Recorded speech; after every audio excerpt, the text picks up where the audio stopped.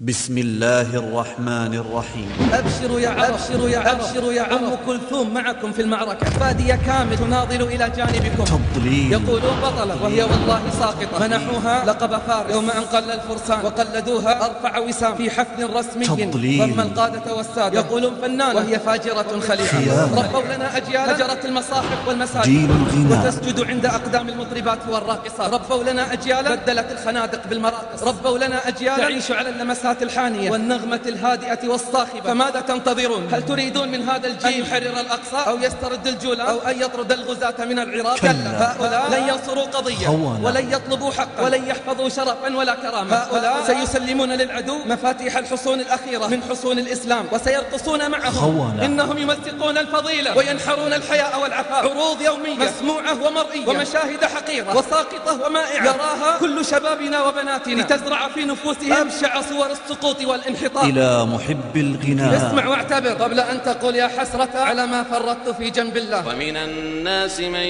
يشتري لهو الحديث ليضل عن سبيل الله بغير علم ويتخذها هزوا أولئك لهم عذاب مهين. فما بالنا تقرأ على كثير من الآيات فلا هم يتوبون ولا هم يذكرون. إذا مات الإسلام في قلوبنا فأين نخوة العربي الأصيل؟ ألهذا الحد تخنث الرجال؟ ألا وأسفا على الدين وأسفا على الرجولة. والنتيجة شبابنا يموتون على غير لا إله إلا الله.